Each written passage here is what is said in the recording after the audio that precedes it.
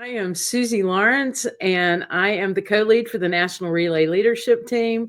And I am so excited today to have with us one of our Pat Flynn Spirit of Relay Relayer of the Year award winner for the Northeast region, Jason Masony, and his staff partner, Jen Snodgrass. But I'm just going to let you guys introduce yourselves a little bit, if you don't mind. Jason, you want to go first?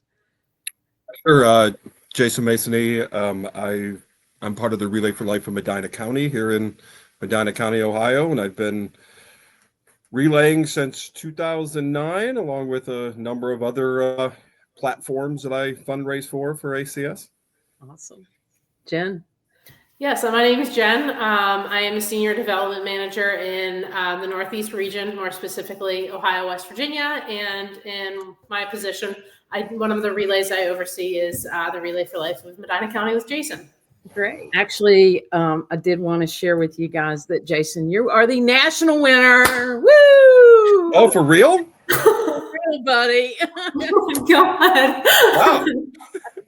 Congratulations. Wow. That is awesome. That is awesome. I was worried about clearing my calendar in January and all that. That is awesome. I had no idea. That's crazy. This brings me joy. Thank you. You're welcome. Well deserved, my friend. Congratulations. Appreciate it. Just really wanted to talk to you a little bit. I mean, you had like a 300% increase in fundraising this year. Can you share with everybody how you did that? It's remarkable. Yeah. It was a fun year. I mean, I think in total, yeah, you're right. It's about a 300% increase. It probably would have been higher if I add on my Real Men Wear Pink fundraising I do as well for ACS. But I think my success was attributable to two things, or two fundraisers, if you will, because I tell people all the time, I always have a fundraiser going on. When people ask me, tell me about your next fundraiser, I'm like, well, let me tell you what I got going on right now. It's a balance of online and in person, but one of them is the fundraiser that I do with the lottery, where you get people to buy in on tickets for the lottery for the chance for us to become multimillionaires with the donations going 100% to ACS as people are buying into it. That is the brainchild of the Relay Daddy, Joe Gillette. And it was probably a month after he started doing it. I reached out to him and said, hey, if you're doing it for Powerball, can I do it for Mega Millions for a little bit? And he was like, yeah, totally fine. It's for the mission. Go for it. And then it was shortly after that he and I connected again around how we could do the fundraiser together. So we kind of came together on the sort of the operational side of that online fundraiser with the focus on streamlining some of our efficiency in order to lower our operational costs so that we can raise more money for the mission. So that was important. And then the second thing that was probably the big jump in my fundraising this year, I was at Topgolf here in Cleveland, and my wife and I were there with our boys, and they were, everyone's golfing, and my wife had asked, have you ever thought about doing a fundraiser here? And I was like, actually, I never had and all that. And ironically, the guy who leads kind of fundraising events and all that happened to be working that day. And so I had a conversation with him. And even when I walked away, I still struggled a little bit with, I'm not sure I can make it work. I'm not sure this would be one where I would be able to have a big net increase based on how much it would cost to run the event. And I ran it in 2023. And ended up making right around $10,000 on the event, and was super excited about it and said, I'm going to come back and do it again next year. A lot of my sponsors said they come back, and I had a lot of other people that I knew that said, hey, I heard about this. How do I get in on it and sponsor? So poor Jen, my staff partner, I was calling her every other week, I need another invoice created. I need another invoice created. And in total this year, I mean, we raised just over $32,000 at the event, and had about 160 people in attendance. We lost some people day of because of some big power outages here locally, but for the most part, we walked away with a successful event. And then within days of hosting it, I had people reaching out to me saying, I'm in again for next year, or I got a friend who might sponsor. And all of them I had to say, look, give me a month. I just need a breather after something that big, and I will plan to do this again in 2025, and I will definitely include you. So I would say that big online fundraising, but also that big fundraiser at Topgolf is what really put it over the edge of this year. Awesome. I think the coolest thing about the Topgolf thing too is that Jason hit a totally different group of people. Like these were like people he knew from like work and more of corporate and businesses, which kind of just, he kind of found that niche with this group of people that just kind of helped explode this event, which was really cool to see. Agreed. And I guess Topgolf relayers across the nation might need to reach out to some franchisees. Yeah, feel free to find me on Facebook, reach out to me, because I can give you the do's and don'ts with it, because there are some things there that seem pretty exciting to do, but then it starts to ratchet up your costs. And again, we're funding for the mission, and we need to make sure that we limit the cost of running an event. Yep. Well, and the 300% for everybody that's watching, that was up to $44,000 this year. So it's just remarkable. So, and I know you don't do, you lead with the mission. I know it's not just about fundraising. So if you want to just share a little bit about that too, because that's so important in what you do. Yeah. So in addition to, so I would say the fundraising is, I mean, no pun intended, that's the fun part of doing this. I have a passion for it. I love it. But I mean, I started doing this in 2009 when my first wife was diagnosed with cancer about a month after we got back from our honeymoon, and passed away a few years later. In her final days, we talked a lot, and she asked me to make the commitment to her to keep fighting.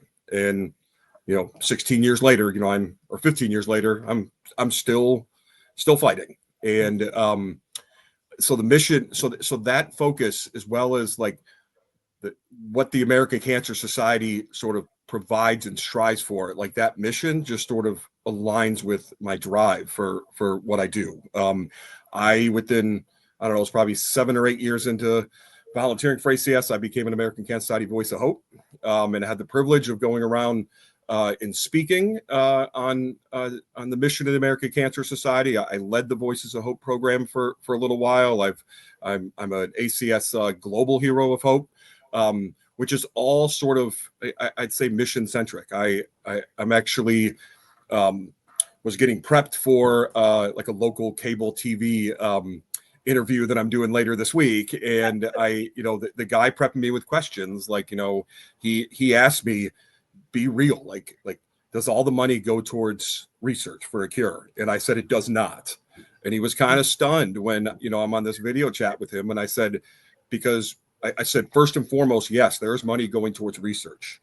There's money going towards research for a cure, for prevention programs. I talked about CPS1 with the link between tobacco and cancer, but then took it a step further, and I said, while we want to create a future without cancer, we can't leave behind the people who are battling right now. We can't leave behind the people who can't get a ride to the best in class treatment, that can't travel for treatment because they can't afford lodging, they can't afford a place to stay.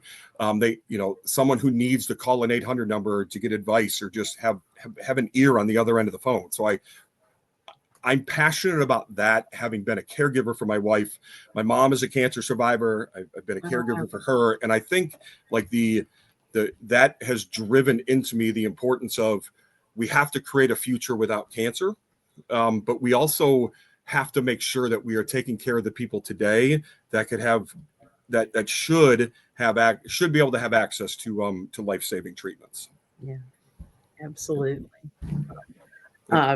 So well said. Thank you. I know you probably do a lot of stuff with your event too.